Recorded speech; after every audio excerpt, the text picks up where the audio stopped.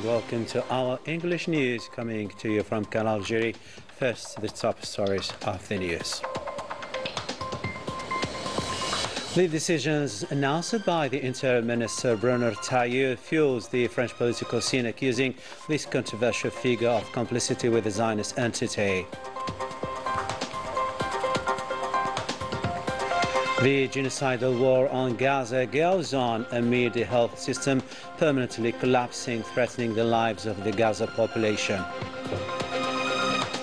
And the situation is getting worse in Mali as the military junta, deprived of the political and constitutional legitimacy, is unable to cope with the ever-developing situation. Hello, welcome to our news. First in our news, representing the President of the Republic, Abdelmajid Tebboune, the current chairman of the African Peer Review Mechanism, Prime Minister Nadir Al-Arbawi, is in Freetown, Israel, to take part in the proceedings of the third high-level African Forum on South African and Triangular Cooperation for Sustainable Development, slated for 3 days, starting from today. This meeting is meant to mobilize resources and combine efforts to spearhead development in the continent. The Minister of State, Minister of Foreign Affairs, National Community Abroad and African Affairs, Ahmed Attaf, received a phone call from the Deputy Prime Minister, Minister of Foreign Affairs of Pakistan, Mohammad Ishaq Dar. The two sides highlighted the country's leaders' will to promote bilateral relations to high levels, reviewing the situation in the Indian Peninsula. To this effect, Attaf reaffirmed Algeria's position, favouring dialogue and diplomacy to settle issues via peaceful means. The Algerian delegation, made up of executives and members of the Constitutional Court, paying visit to the premises of the Sahara Constitutional Council, was received by the Sahara President Brahim Ghali. This visit is meant to foster friendship, bonds, consolidate relations and exchange expertise in the constitutional field. The Algerian delegation had already visited several Sahrawi institutions to share the Algerian experience in the justice domain.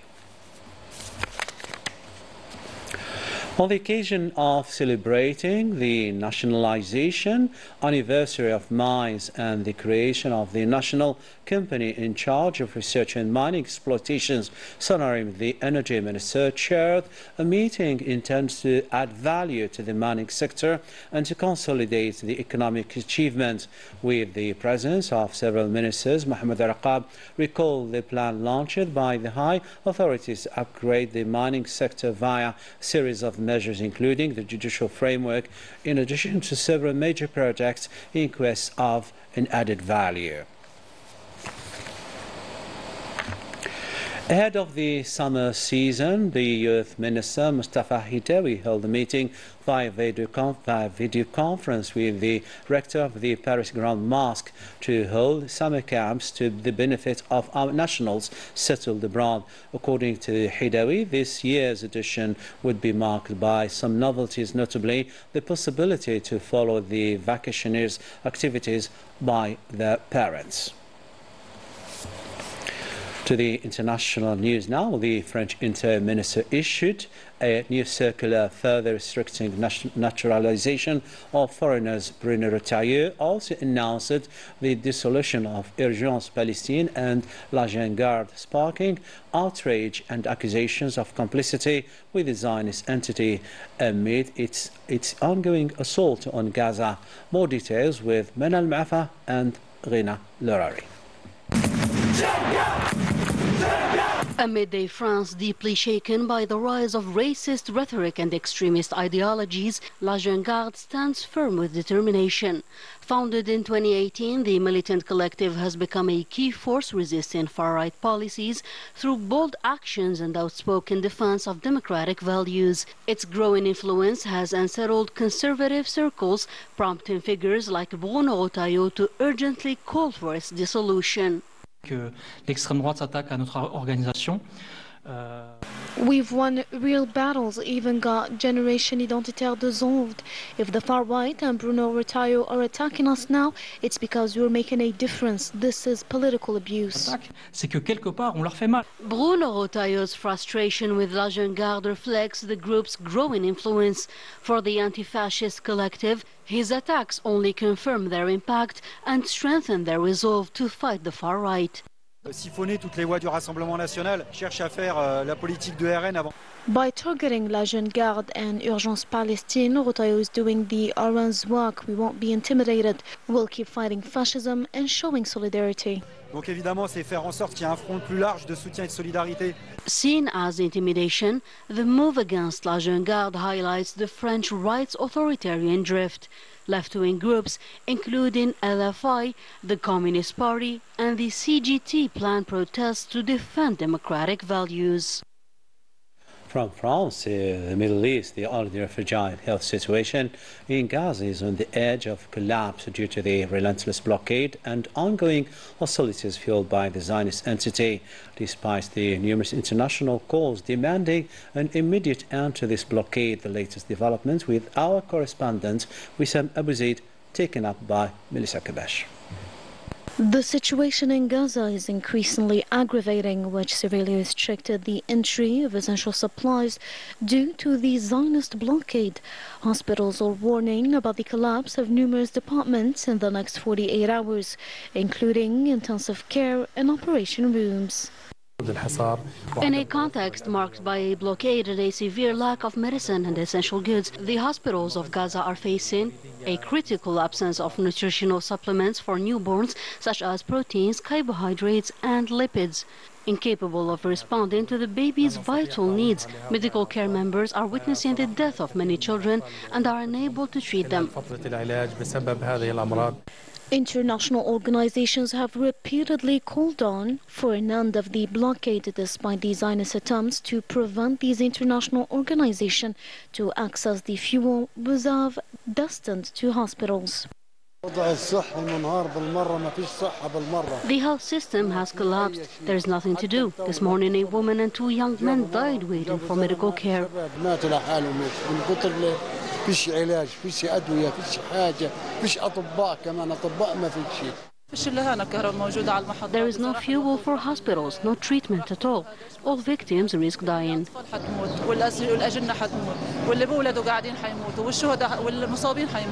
According to our correspondent, the Zionist is aggravating the situation as a means of political pressure to obtain what it couldn't for the past 18 months of aggression. Faced with this dramatic situation, calls are multiplying to allow the entry of humanitarian and medical care with hope of saving victims who are still alive. Back to our African continent, the situation in Mali is heading towards deeper deadlock as the ruling junta tightens its grip, blocking all political initiatives. Meanwhile, public anger is rising with growing demands for a return to constitutional order and an end to military rule. Ilham Ashir and Manal Mafa reports. Crowds filled the streets of Bamako, calling urgently for a return to constitutional order and quick elections, raising banners and chanting slogans for freedom and democracy. It was the police who allowed the imposters to enter the cultural palace in an attempt to pressure and intimidate us. And in a clear condemnation of authoritarianism, censorship and the jailing of journalists, media outlets are taking a stand against Mali's coup leader Goïta and his regime. We reject violence. Mali does not deserve division. The country must return to the rule of law and constitutional legitimacy. Mali's political class has strongly condemned Assimi Goïta's actions, viewing the dissolution of political parties and restrictions on freedoms as a direct attack on the constitution and the sovereignty of the people. It also rejected the outcomes of recent national consultations, insisting what the country truly needs is a genuine end to the military-led transitional phase, not its consolidation. We reject the dissolution of political parties and the suspension of civil society organizations, and we call for an immediate return to the constitution. The demonstrations in Mali were met with repression and dispersal by the country's illegitimate authorities, a scene that clearly reflects their determination to push the nation further into political deadlock. In Morocco, and once again, the Spanish authorities have dismantled a Moroccan criminal network involved in drug and arms trafficking. The group also forges official documents to facilitate illegal immigration. More insights with both Mohamed Qais and Melissa Kabash. The issue of Morocco's involvement in drug trafficking raises questions about the financing of certain agendas, especially after the Spanish Guard dismantled a Moroccan criminal network involved in smuggling and making drugs and weapons in secret workshops. Adding to these alarming activities, the Spanish security authorities have also revealed the network's implication in the forgery of official documents aimed at facilitating illegal migration, which extends beyond the issue of crime and public health, potentially impacting regional stability and security.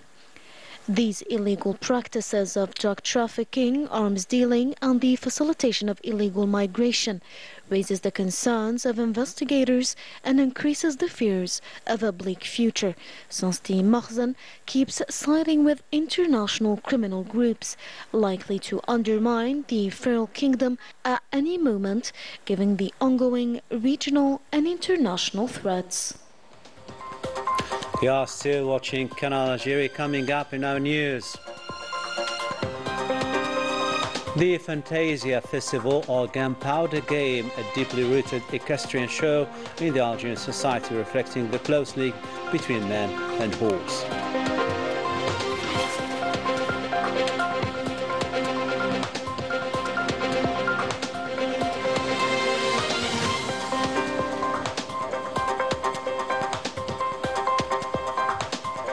Welcome back. Algeria is advancing rapidly in entrepreneurship, driven by initiatives that support students and innovators with state backing, and programs like Ramses Plus Algeria University are becoming key hubs for impactful cross-sector innovation. Melissa Lila Balaman and Badia Amrani with more details. Algeria has made great strides in the field of entrepreneurship. This highlights the multiplying initiatives to create a favorable environment that provides the necessary guidance and support for students and project holders. The cluster meeting on the entrepreneurial ecosystem was an opportunity to announce for the first time the registration of 7 projects internationally. These are projects from incubators covering all fields: humanities, technologies, renewable energies, health, hydraulics, and agriculture, among others. Il y a 2 semaines de ça, on a essayé de tenter une première expérience. 2 weeks ago, we attempted a first experience in response to an international call for these global projects. Of course, still within the theme of entrepreneurial ecosystem, we were able to submit all 7 projects. It is a very encouraging result, proving that it only takes motivation to those within the entrepreneurial environment. Un résultat vraiment très encourageant. This meeting was precisely an opportunity to reflect on the importance of innovative projects in economic development, as well as the achievements made possible thanks to the significant resources deployed by the state to boost this sector. This project aims to develop an entrepreneurial culture within the university institution. It also seeks to promote the use of the English language through the creation of dedicated centers within universities. Encourager l'utilisation de la langue anglaise à travers la création de centres au sein des établissements universitaires. Nous avons 123. We have 123 incubators and 1 digital incubator, as well as 117 entrepreneurship development centers. Additionally, there are 93 technology support centers and 76 artificial intelligence houses. CATI, c'est 93 et les maisons d'intelligence artificielle 76. Algerian universities have become true incubators for economic development by encouraging young students and project holders to create their own startups and innovative businesses. The Erasmus Plus Algeria project is also there to support the projects created in the sectors of higher education and vocational training.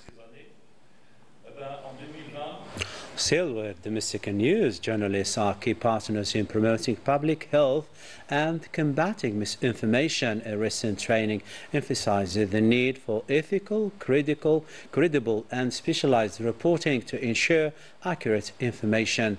Melissa Lila Balaman and Yanis Ait Belqasim for more details.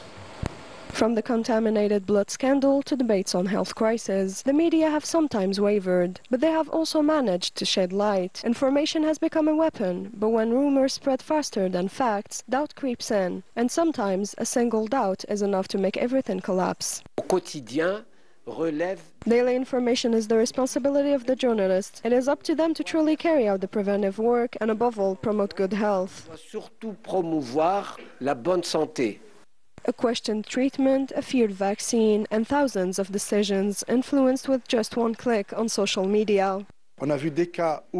There are cases where misinformation or incorrect information, whether intentional or not, leads to deaths. One example is the management of alcohol in Iran at the beginning of the pandemic, which caused more than 5,000 victims. Début de la pandémie, qui a donné plus de 5,000 victimes. To address this, more than 40 professionals gathered, doctors, researchers and journalists, a day of training to inform better without causing panic. Sometimes we couldn't say everything, not because of censorship, but due to the need to assess the impact. We must distinguish between credibility, telling the truth, informing, and the context of a crisis.